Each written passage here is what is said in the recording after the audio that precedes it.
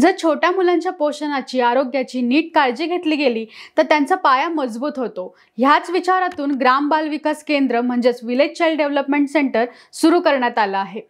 हे केंद्र खास करून गंभीर कुपोषणाने त्रस्त असलेल्या मुलांसाठी आहे। ज्या मुलांना घरी योग्य आहार मिळत नाही, वजन कमी आहे किंवा आरोग्याची गंभीर समस्या निर्माण होऊ शकते, अशा मुलांना या केंद्रात पोषक आहार, औषधोपचार, तपासण्या आणि सतत लक्ष दिलं जातं। यात डॉक्टर, आरोग्य कर्मचारी आणि अंगणवाडी सेविका एकत्रितपणे काम करतात। फक्त उपचारच नाही तर पालकांनाही मार्गदर्शन दिलं जातं। मुलांच्या खाण्यापिण्याच्या सवयी, स्वच्छता आणि घरगुती पौष्टिक पदार्थांचा वापर कसा करावा याबद्दल। म्हणजेच VCDC हे फक्त उपचारांचं ठिकाण नाही तर आरोग्यदायी भविष्यासाठीचे एक प्रशिक्षण केंद्र आहे।